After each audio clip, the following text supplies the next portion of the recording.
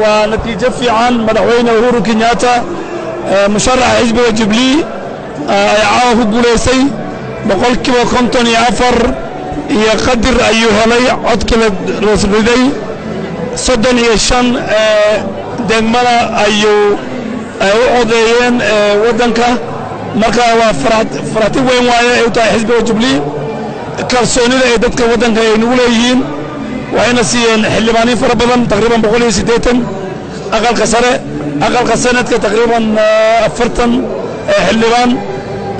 gobolada gobanayaasha waxay gaaraan qariiban 35 marka waxaan leenahay waxaan la siiyey kalsooni inaan sii wadno shaqooyinka fiican oo horumarka iyo transformationka wadanka Kenya balse mucaaradku waxay sheegeen in aanay ku qanacsaneen bilowgii horeba qaabka ay u soo dhacaysay natiijada hordhaca inta aanay dhammaan natiijada ka horna waxay sheegeen in aanay ku qanacsaneen haddii guddiga doorashada ku dhawaaqo natiijo walba ay nooc ay noqoto ha noqotee marka arrintaa maxaa ka leedihiin waxaan ka leenahay madaxweynaha uu baaqay inay waddanka ay gacanta isqabsadaan doorasho kasta ama tartan kasta waxaa jira qof heli iyo qof wayni marka laakiin dastuurka waddankan fursad ayuu siiyey inay hadday wax caddayn ay hayaan ay maxkamadda sare ee Supreme Court-ka ay aadaan muddo 7 beriye maxkamaddana ay ku dhagaysato doodaas muddo 14 beriye marka waxaan leenahay taas waxay taalaabanahay xisbiga mucaaradka marka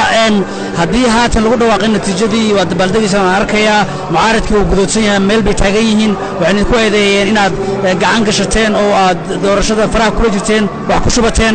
taa sidoo ma samayseen dastuurka waddanka ku qoraya guddiga doorashada iyo xuduudaha ayaa loo xilsaaray inay ay qaadaan codka waddankan ama doorashada waddankan marka haddii lagu shubtay guddiga doorashada 4 beri ayay isku keeneen inta cod oo waddanka laga riday taqriiban dhowr iyo 14 milyan 15 milyan qoraalkii la soo saxay taqriiban 40,000 ka badan ayaa cod laga bixinayay waraqoodii way soo noqdeen 4 beri baan sugaynay observers missionkii Carter Center African Union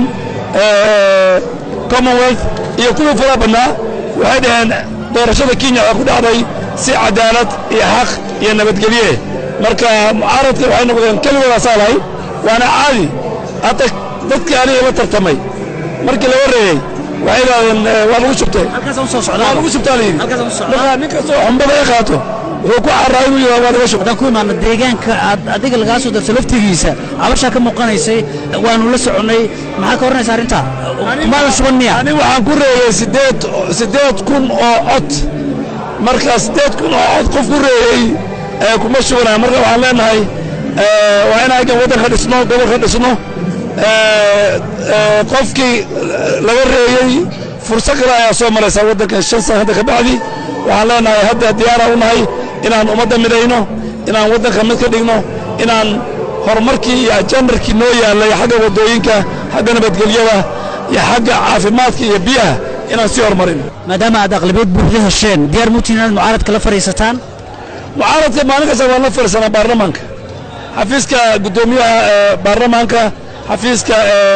gudoomiyaha aqlabiyadda baarlamaanka aadan bara ducaale iyo gudoomiyaha mucaaradka maalin kasta shanta sano waa fariisanaynay waxaan ka shaqaynaa baarlamaanka inuu waqti kasta u ka doodo wixii tan u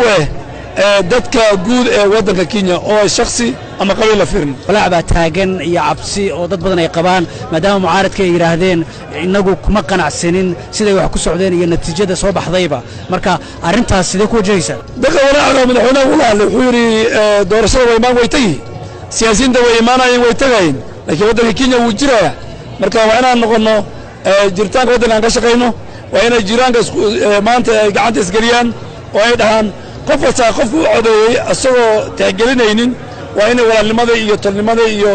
wadajirka waddanka dib loo soo celiyo aadan haddii aan shakhsiyan adiga su'aal ku khusaysan ku weydiiyo 5 sano la soo dhaafay waxaad ahayd ninka saddexaad ee ugu sareeya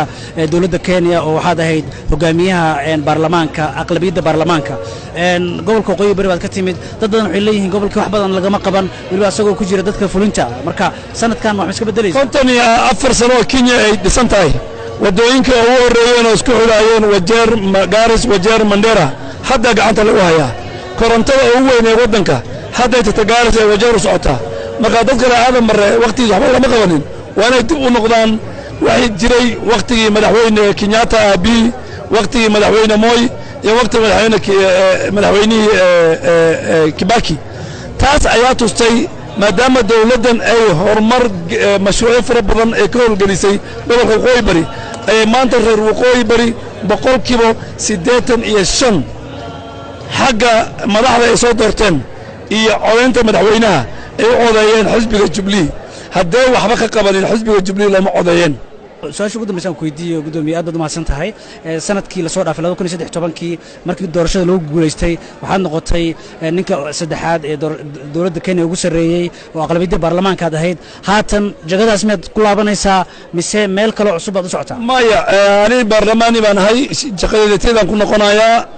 xisbiga Jubilee annaka laaji kuma nihin waxaan nahay shareholders waan maalgelinay waan ka tirsanahay وحزبي أن قرأ وزيرنا كم مقنّه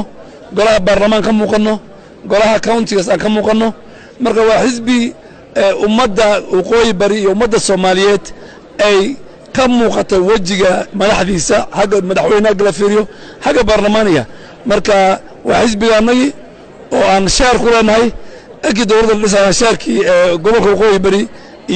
أمدا الصومالية أنا قاعد يارو إن صدقيه madaxa aqlabiyadda baarlamaanka ee Kenya waad mahadsantahay aad mahadsantahay